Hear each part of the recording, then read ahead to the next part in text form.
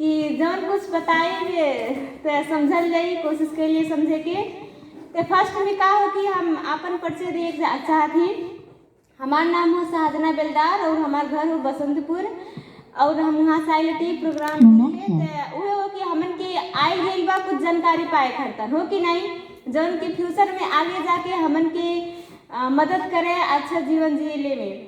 तो हमन के हो कि हमन के हेल्थ काहे की जरूरी बा। जैसे कि बात कही जा कि आजकल बीमारी बहुत बढ़ाता हो कि नहीं। आजकल देखल जा तो घर घर मने दवाई चला तटे। एक व्यक्ति की बात कही जा तो हर एक मने के कोनो न कोनो समस्या बा, दुख बा, जौन की दवाई पे चलत बाटे। एकर वजह का बा कि हमन के दिन पर दिन बीमारी बढ़ाता। वजह का हो कि आजकल के हमन के खान पियन कैसन बा, आप सब बतावल जा तो का हमन के हवा शुद्ध बा आज के जमाना में? नहीं बा। आज के जमाना में हमन के पानी शुद्ध बा? नहीं बा। खाना शुद्ध नहीं बा। काहे कि हमन के खाना की बात कही जाए तो कुछ भी बिना केमिकल के नहीं होता। धान गेहूँ साग सब्जी फल फूल मांस मछली दूध दही कुछ भी हमन के खाना की बात कही जाए तो बिना केमिकल के कुछ भी पैदा नहीं होता। तो हमन के जब हर एक चीज़ केमिकल से बनाता, केमिकल छोड़ले पे पैदा होता, तो हमन के वह चीज़ के खाइल जाता तो का केमिकल नहीं जाता शरीर में? जाता कि नहीं जाता। तो हमन के शरीर में हो कि हमन के बीमारी भी इससे होता।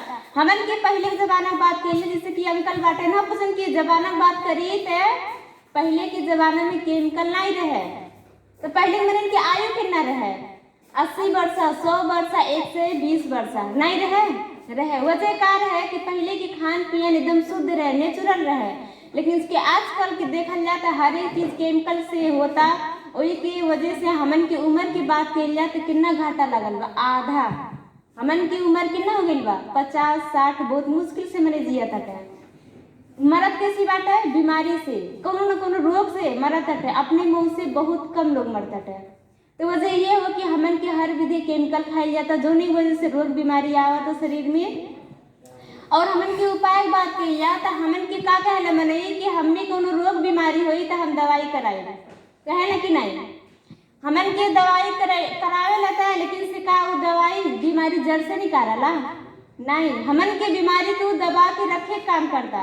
जैसे कि बात की जाए बीपी शुगर गैस्ट्रिक थायराइड इस सब बीमारी हो जाता तो मनी रोजाना टिकिया खात बाटे नहीं खात में। काहे की बीमारी कंट्रोल रहे, कंट्रोल करे खातिर हमन के डॉक्टर के लगे भी उपाय नहीं बा कि बीमारी की जड़ से निकाले हो कि नहीं।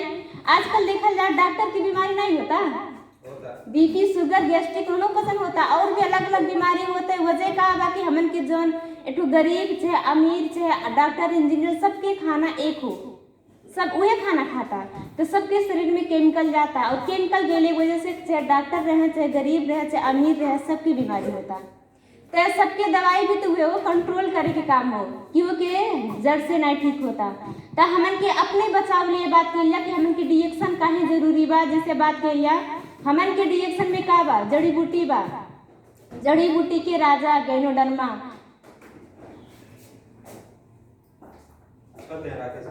कहाँ ये हो हमन की का हो? गैनोडर्मा जड़ी बूटी के राजा जवन के हमन के देखल जा ये हमन के कोनो रोग के लिए नहीं हो, ये हमन के स्वास्थ्य रखे वाला चीज हो। कि हमन के देखल जा हम डॉक्टर की बात करिए तो डॉक्टर ने देखल जा बिना रोग की दवाई बनल बा कि आपके रोग ने हो वो कोनो ऐसा दवाई बनल बा कि आज जाके मांगल जा डॉक्टर साहब से कि डॉक्टर साहब ऐसा कोनो दवाई दिहल जा जौन खैले से हमें रोग ने हो। का बनल वैसन दवाई नहीं। कहे कि डॉक्टर साहब से इंतजार करते बाटे उनकी कोनो रोग हुई तब वो हमारे लगे यही दवाई कराए हो कि नहीं। लेकिन से हमन के ये का हो जड़ी बूटी की हमन के स्वास्थ्य रखे वाला चीज हो। ये हमन के हॉस्पिटल ने दौड़े करे, बड़ा बड़ा हॉस्पिटल में ले जाए करे, आपन कमाई हॉस्पिटल में ले दिए करे ओकरे खातिर हो जड़ी बूटी जौन के हमन के आयु भी लंबा कराला। हमन के अंदर देखल जा जौन केमिकल जाता वो बाहर नहीं निकलता कि निकलता बाहर निकलत तो कोनो रोग बीमारी नहीं हो। लेकिन से बाहर निकाले के उपाय ई हो ये जड़ी बूटी जौन के हमन के अंदर से वो केमिकल के बाहर निकाले काम करला।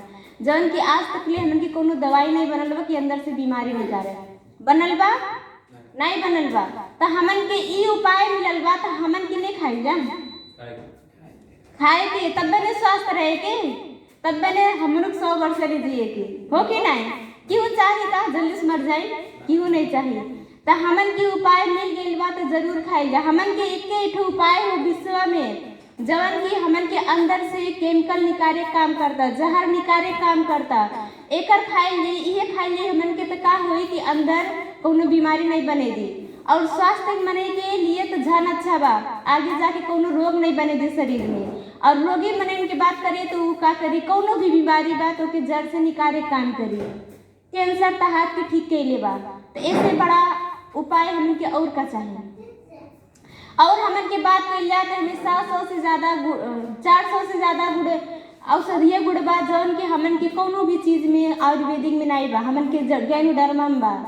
तो हमन के जैसे कि बात कइल जाए, आजकल शरीर में कमजोरी बहुत होता, मने के कमजोरी, थकावट, खून की कमी, ऐसे धीरे धीरे का होला, कुछ वर्षा जात कोनो न कोनो रोग होला कि नहीं?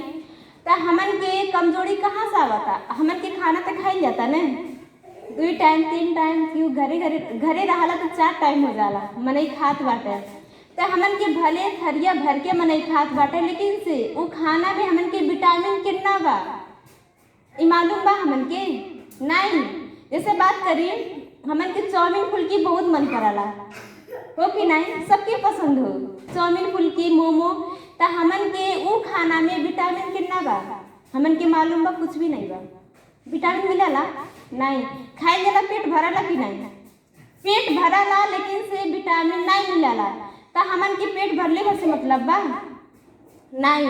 हमन के देखल जा, जौन हमन के अंदर के मुटु बा, कलेजो बा, फुफ्सु बा, किडनी बा, ओके का चाहिए? भात नहीं चाहिए, ओके विटामिन चाहिए, हो कि नहीं?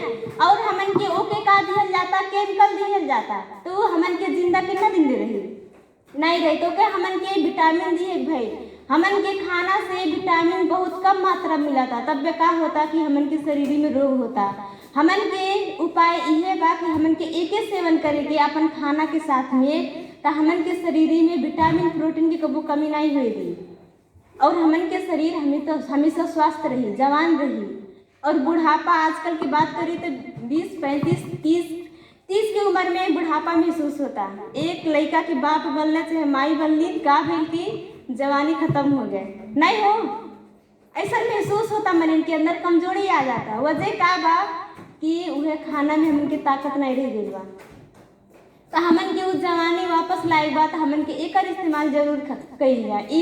हमन के का हो कि चमत्कारी जड़ी बूटी हो, जौन की असंभव भी संभव कह देला। हमन के जौन की डॉक्टर नहीं कहना कि कबो नहीं ठीक होई, वैसन बीमारी भी ठीक कैले बा। तो हम ये कहा कि हमन के जब स्वास्थ्य चाहिए तो हमन के ऐसे बढ़ के और का बा दुनिया में, हमन के घर घर इस्तेमाल कइल जा।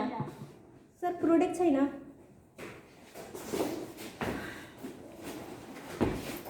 हमन के देखा जा कि जैसे कि बात करी, हम प्रोडक्ट के बारे में बताई चाहती।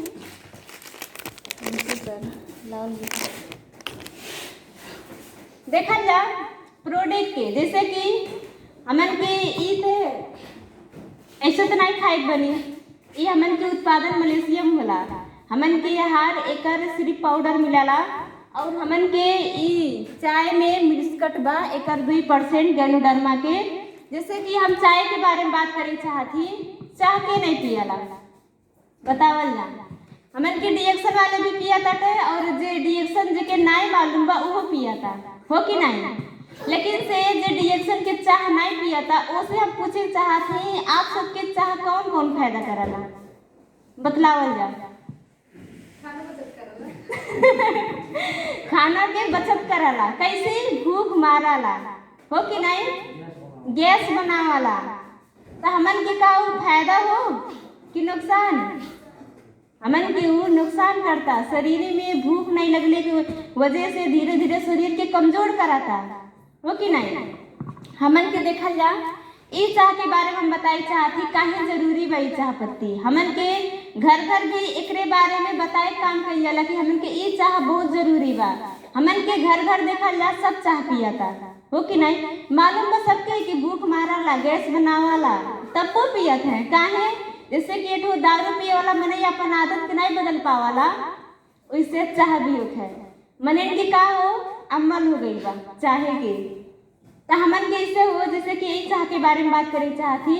ई चाह हमन के चाह पत्ती हो, हमन के चाह भी बना सकल जाला और हमन के पानी में घोर के भी पियल जाला ई चाह पत्ती। ऐसे पीने से का होई कि हमन के भूख लगाए काम करी, खाना के पचाए काम करी, गैस्ट्रिक हटाए काम करी। और जैसे कि शरीर में मोटापापन बा वो हमन के जैसे सूजन बा मोटापा बा तो वो भी हटाए काम करी। और बात करी तो शरीर में अलसीपन बा, दुखाहट बा, चाहे थकावट महसूस होता तो ई चाह के पानी पीने से हमन के उहो दूर हुई। और बात करिए मरीज के आजकल बीपी शुगर नॉर्मल नहीं रहा था, क्योंकि लो बा तो क्योंकि हाई बा, हो कि नहीं। घर घर देखल जाए तो यो समस्या बा मने पीड़ित बाटा। तो हमन के यह चाह पिए के तो वो भी ठीक रखी, हमन के बीपी शुगर के नॉर्मल रखी। और बात करी तो आजकल महेशी से बहुत जना परेशान बाटा, हमन के महेशी भी ठीक करी। हमन के पथरी गलाए भी काम करी, थायराइड से परेशान बाटा थायराइड भी ठीक करी। और बात कही जाए तो बहुत सारा बीमारी बा, रोग बीमारी बा, बाकी नहीं जौन हमन के नाम भी नहीं था बा वो बहुत अलग अलग बीमारी नया नया आवता। हमन के कैंसर से भी बचाए काम करी। और मेन पॉइंट का हो कि हमन के अंदर से केमिकल निकाले काम करी। देखा जाए जवन भी हम रोग के नाम ले है वो कहाँ से आई है, का भगवान पैदा करे हैं शरीर में? नहीं, वो सब रोग आई है केमिकल की वजह से। और हमन के ई जड़ी बूटी का करला केमिकल के निकाले काम करला। तो समझल जा जो हमन के शरीर में से केमिकल निकल जाए तो कोनो बीमारी रह जाए नहीं। मने कहना है कि शुगर गैस्ट्रिक नहीं, शुगर और बीपी कबो नहीं ठीक होला, शुगर और बीपी कबो नहीं ठीक होला, लेकिन से रोग भी तो नहीं हो कि रोग हो, वो रोग नहीं हो। हमन के जब शरीर कमजोर होला, इम्यूनिटी पावर कमजोर होला तो हमन के शुगर बीपी देखल जा सबके शरीर में रहाला, लेकिन से इम्यूनिटी कमजोर भेले की वजह से क्योंकि बढ़े लागला क्योंकि घटे लागला, हो कि नहीं। और हमन के ई का करी उहे मजबूत करला, अंदर से केमिकल के निकालला, हमन के शरीर के रोग प्रतिरोधक क्षमता के बढ़ावाला, जवन के वो हमन के मजबूत रहे तो कोनो रोग नहीं हुई थी। तो बतावल जा इतना ज्यादा फायदा का आप सबके चाह पत्ती करा था नहीं करता तो हमन के काहे पियल जाता, वो चाह के हमन के काहे पियल जाता जवन की बीमारी लायक काम करता। हमन के अपन घर के चाह पत्ती नहीं बदल सकल जाला कि बहुत महंगा बा, शरीर से बढ़ के बा का नहीं बा। हमन के ये चाह पत्ती रखे के तो हमन के एक महीने के लिए नहीं पूरा घर परिवार के लिए अच्छा रही, घर परिवार में स्वस्थ रही है। और यह बात हमन के दूसरे के बताए काम करे के तो यह हमन के पैसा भी कमवाए तो हमन के कितना अच्छा बा। मने कहल है कि हॉस्पिटल जैसे कि कहूँ भी क्योंकि बीमारी ठीक भइल रहा तो वो हॉस्पिटल के बतावाला कि वहाँ जाइए दवाई कराए तो का होई वो डॉक्टर साहब बड़ी नीक बाटे, बीमारी ठीक हो जाला वहाँ दवाई खइले का वो बतैले से पैसा आवता का, क्यों पैसा कमाला नहीं। लेकिन से आप ये खा के दूसरे के बतावल जाए तो का होई आप पैसा कमाइले, ऐसे बढ़ के और कौन उपाय बा नहीं बा। हमन के शरीरियो बचाए और हमन के गरीबियों दूर करी। तो यह बात कि हमन के ई चीज के जरूर रखल जा, जेकरे घरे नहीं बा हम ये चाहब कि अपन शरीर के बचाए बा तो हमन के ई चाह के जरूर इस्तेमाल किया जा।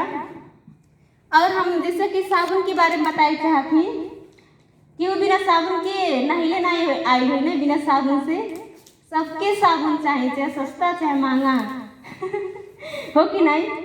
तो साबुन से काहे सब नहाला कि हमन के छाला अच्छा रहे, और क्योंकि महके वाला साबुन चाहिए कि शरीरियो महके, हो कि नहीं तो वो हो कि सब चाहला कि हमन के छाला सुरक्षित रहे, स्वास्थ्य रहे, कौनो छाला में प्रॉब्लम नहीं हो। लेकिन से बात करी तो छाला स्वास्थ्य नहीं बा, मने इनके छाला में समस्या आवता खुजली के, दांत के, एलर्जी के, मूसा के, छैया के, सेहुआ के, अलग अलग किस्म के, क्योंकि छाला के कैंसर भी हो जाता होता कि नहीं। तो हमन के का हो कि हमन के मार्केट के साबुन यूज कइल जाता तो तब वो भी हमन के छाला प्रॉब्लम नहीं जाता। हमन के गर्मी महीना में तो घमौरी समस्या आ जाता, ठंडी महीना में तो छाला उसन कहले नहीं खून खराब रहा तो छाला चेहराला बहुत, तो वैसन भी समस्या आवता। वजह का बा कि हमन के छाला में दिन पर दिन समस्या बढ़ाता। और हमन के ये साबुन हो जौन हमन के छाला के बचाए काम करी, हमन के थोड़ा महंगा ते बा लेकिन से इतना अच्छा काम करला। जैसे बात करी हमन के जैसे कि बहुत जना क्रीम पाउडर यूज करल कि नहीं करल, तो हमन के देखल जा मार्केट के जो क्रीम पाउडर बा का बिना केमिकल के बनल बा नहीं। हमन के जब फेस में इस्तेमाल कइल जाला तो हमन के छिद्र में जाके बैठाला और आगे जाके वह बनला बीमारी के कारण। और हमन के ये का करला साबुन कि हमन के अंदर ई में देखल जा जड़ी बूटी बा गैरोडर्मा कि हमन के जब एकर इस्तेमाल कइल जाला तो का करला केमिकल के निकारे काम करला। हम अपन बात करिए तो हमरे बहुत सारा मूसा भइल है, पिंपल एकदम फेस खराब रहे, लेकिन से हम ये सोप इस्तेमाल कइली। शुरू में बढ़ाइले तो रहे वो अंदर से केमिकल निकलले रहे, लेकिन से अब जाके ठीक कर रही तो हमार छाला का बस स्वास्थ्य बा।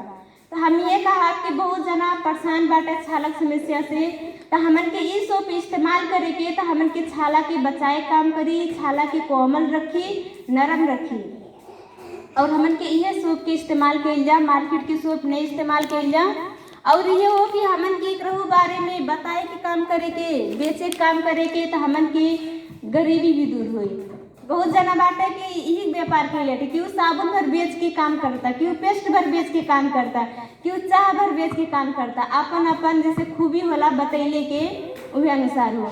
और हमन के बात कइल जाए कि हमन के डीएक्सन के टूथपेस्ट भी बा जौन की बहुत सारा फायदा करला। बतावल जाते आजकल तो छोटे छोटे बच्चे भी ब्रश करता है, नहीं करते हैं पहले तो वैसा रहत रहा, लेकिन से आजकल तो सब ब्रश कराता, तब वो का होता दांत की प्रॉब्लम नहीं जाता। आजकल बच्चन की दांत उखड़वाए पड़ता नहीं। आखिर वजह का बा कि हमन के जो टूथपेस्ट इस्तेमाल कइल जाता ओहमे का बा केमिकल बा कि नहीं बा, बतावल जाए बा कि नहीं बा।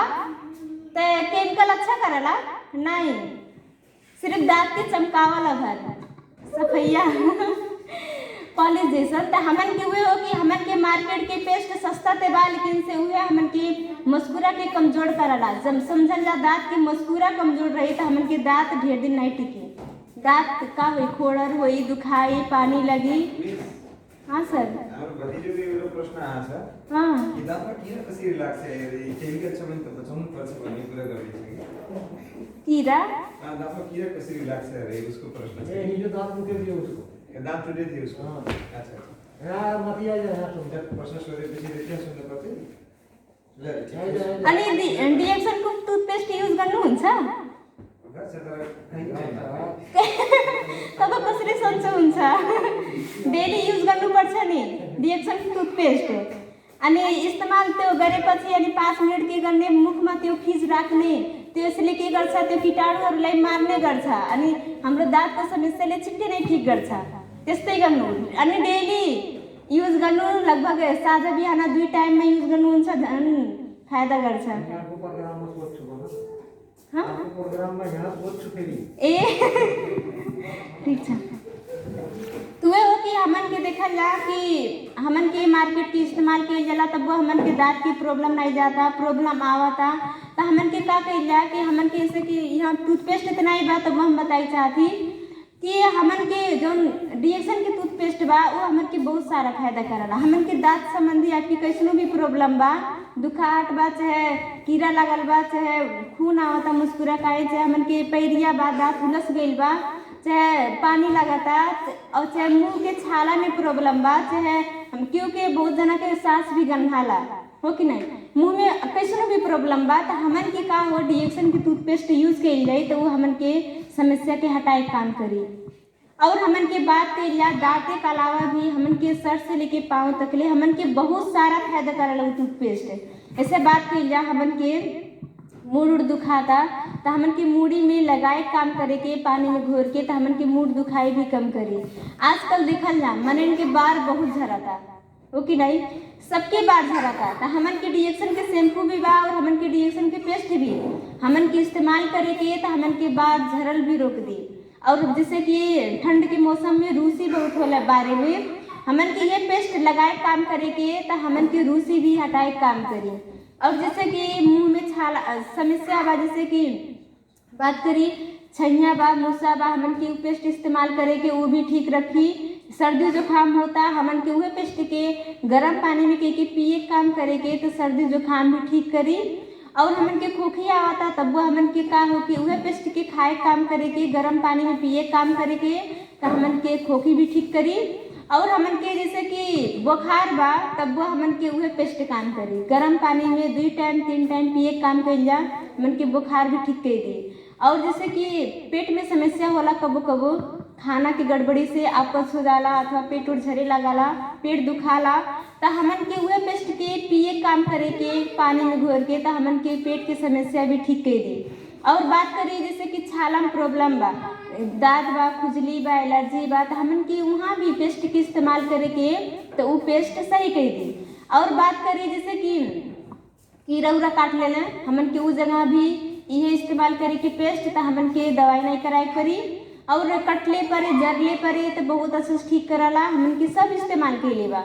और बात करी ठंड के मौसम में एड़ी महिलन के चाहे पुरुष के सबके फाटाला नहीं हमन के वहाँ भी लगाए काम करे के तो हमन के एक एड़ी भी भरे काम करी ठीक करी। और जैसे कि महेसी होला कि नहीं बहुत जना के पीड़ित बाटे महेसी से तो हमन के घाव पे लगाए काम करे के तो हमन के महेसी भी गलाए काम करी तो हमन के का हो पेस्ट तो एक के बा लेकिन से काम कितना ज़्यादा बा बाकी नहीं हमन के पहले तो कीमती दांत के बचाए काम करता और प्लस का करता कि हमन के शरीर में ऐसा तो क्यों नहीं बा कि क्यों प्रॉब्लम नहीं हो ठंड के मौसम बा सर्दी जुकाम चेंज क्यों हो जाता हो कि नहीं हमन की घरे पेस्ट बात का दवाई कराई परी नहीं घरे पेस्ट बात हमन के वही इस्तेमाल की ठीक कइल जा तो वह हो कि हमन के घरे पेस्ट बा तो हमन के ओकर इस्तेमाल करे के तो हमन के पैसा भी बचाए दांत भी बचाए। और मार्केट के बा पेस्ट सस्ता ते बा लेकिन हमन के वह सस्ता वाला पेस्ट एक दिन महंगा पड़ जाता हमन के दांत के गंवाए पड़ता और साथ में पैसा भी दिए पड़ता डॉक्टर के हो कि नहीं। तब हो कि हमन के मार्केट के टूथपेस्ट हटावल जा हमन के डीएक्सन के इस्तेमाल कइल जा। और ऐसा जैसे कि बोला कि हमन के जो पेस्ट बा डीएक्सन के तुरंत फायदा दिखाए काम करला जैसे कि दांत दुखाता तुरंत लगावल जा कुछ मिनट के बाद राहत इतना अच्छा से फायदा करला। और हो कि हमन के प्रोडक्ट बहुत सारा बा डीएक्सन के तो हम बताए थे शायद ढेर टाइम लगी। तब ये हो कि हमन के घर घर इस्तेमाल हुए वाला चीज़ चाय पेस्ट और साबुन हो कि हमन के ये चीज़ अपन घर से मार्केट के हटा के डीएक्सन के रखल जाए तो उससे का हो कि हमन के शरीर स्वस्थ रही सुरक्षित रही बीमारी से बचल रही। और बात की जाए वेल्थ के पैसा सबके चाहिए ना पैसा खातिर हम डीएक्सन में आई लटी दूसरे का कही हम अपन बात करिए तो आपकी जैसा हम पहले शुरू जब प्रोग्राम में आई रही तो सर जब प्रोग्राम देते रहा हेल्थ के बारे में हेल्थ अच्छा बा ये मालूम रहे हमें लेकिन से वेल्थ हमें बहुत अच्छा लगल कि हमें डीएक्सन से का मिल सकला तो हमन के सबसे बेस्ट कार्य है कि हमन के हमें पैसा कमा सकल जाला जितना चाहे कुन्ना कमा सकल जाला तो हमन के डीएक्सन से पैसा कमा सकल जाला। हमन के बहुत सारा सपना होला जौन कि आजकल जे पढ़ लेला लिख लेला 10 क्लास 12 क्लास उससे भी ऊपर तो का कहला नौकरी करे मिले नहीं नौकरी के पीछे दुनिया भागता लेकिन से हमन के पढ़ लिख के भी मने नौकरी नहीं पावत है बहुत परेशान बाटे। आजकल देखल जाए तो सब पढ़ाता अपन जितना इच्छा बा सब पढ़ाई कराता लेकिन से सरकार जो बा का सबके नौकरी दे पाई नहीं दे पाई तो हमन के का हो नौकरी बहुत जना के भी नहीं मिला था तो हमन के डीएक्सन इतना अच्छा मौका मिलल बा कि हमन के डीएक्सन से हमन के पैसा भी कमा सकल जाला अपन शरीर भी बचा सकल जाला। और हमें करे का बा बस जौन खाएगा तो दूसरे के बताएगा ये कैले मुश्किल बा का नहीं मुश्किल बा लेकिन से यह काम के बहुत जाना एकदम बोझ के रूप में ले लेला कि नहीं ये काम हमसे नहीं हो पाई पहले हम ही कहत रही दूसरे का कही जैसे कि हम अपन बात करी तो हम डीएक्सन में अपने दीदी वजह से अले पहले शुरू हमारी दीदी बुझलिन तो वो फील्ड जात रही हर बार बताए काम करते रही एकरे बारे में और घरे आके का कहे कि ऐसे ऐसे बात भइल ऐसे ऐसे बतावल गया कि ना ही कहलिस कि हाँ कहलिस नहीं तो हम जब सुनी तो हम ये कहें कि हम तो नहीं कह पाई दूसरे चिरौरी करे नहीं जाओ हमारी ये बात रहे कि हम दूसरे के समझाए बुझाए नहीं जाए और हमें ढेर बात के लिए कि आदत भी नहीं बा हम नहीं कह पाए लेकिन से जब हम ये प्रोग्राम लहली हमें फ्यूचर नजर आयल कि ऐसे अच्छा हमन के कहूँ और जगह नहीं बस सक्सेस होए के, तो हमें यही अच्छा लगल तो हम करे लगली। हमन के अपलाइन कौशल्या मैडम होलिन, वो हमार बहुत सपोर्ट कैलिन। कौशल्या मैडम बहुत कुछ सिखैलिन। तो ये हो कि हमन के काम करे के तो बहुत सारा फायदा बा, मान सम्मान भी बा, देश विदेश के यात्रा भी बा। और हमन के जैसे कि ये तो नौकरी बात करी तो केहू भी डॉक्टर बा, इंजीनियर बा, बहुत सारा की नौकरी टीचिंग कराता नहीं, तो का उनके नहीं रहने पर वो नौकरी के दूसरे के नाम में छोड़ के जात बाटे नहीं। जे डॉक्टर बा सिर्फ जब तक रहना तब तक वह डॉक्टरी काम कैले, वो उनके नहीं रहने पे वो नौकरी अपने बेटवा नहीं दे पाई है, वो कि नहीं। लेकिन से हमन के रिएक्शन कितना अच्छा चीज़ बा कि हमन के जो मेहनत कर दिया जा 5 वर्ष 3 वर्ष अपन टीम के खड़ा कर दिया जा, बिजनेस की बना खड़ा कर दिया जा, सफल हो जाइए। और हमन के नहीं रहले परे हमन के आए वाले परिवार भी वो पैसा उनने पाई है, उनने कमाई है, उनने सफल हुई है, उनने अपन सपना पूरा करी है। ऐसे बढ़ के और कौन काम बा। हमन के मने मेहनत के लिए डरा है, लेकिन से हमन के इनमें जैसन मेहनत बा वैसे सफलता भी बा। हमन के जब तक मेहनत नहीं करे के तब तक हमन के सफल नहीं होए के। तो ये हो कि हमन के काम करे के तो बहुत सारा सपना बा, वो हमन के पूरा कर पाए के और हमन के सफल होए के। और देखल जा सर टाइम कति भइल ठीक है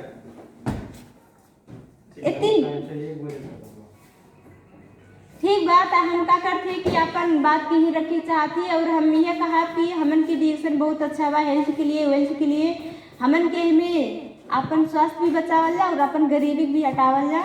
ये कह के हम अपन ये बात जो 2-4 शब्द बा यही रखा थी।